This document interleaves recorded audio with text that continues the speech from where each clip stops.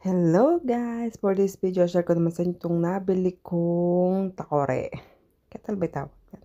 Ayan sa English. So, sa Temo ko ito nabili guys. Ang ganda. Ayan, nakikiuso na rin tayo ng team kahoy at team puti. Ayan. Kasi nabili ko dati, sobrang tagal na nun. So, kailan ba yung mga 2017 ko pa yata nabili. So, time na makabili ng bago. Tama lang din yung laki nga, ayan. So, hindi ako mahilig sa electric guys, ayan. Para walang masyado nakalagay sa bank namin. So, ayan guys, ang ganda. Ito kasi yung dati namin guys, so ayan.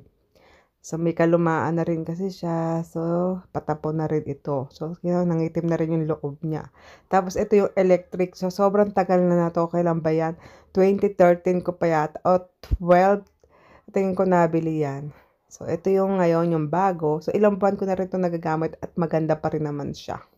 So, yun lang guys. Thank you for watching.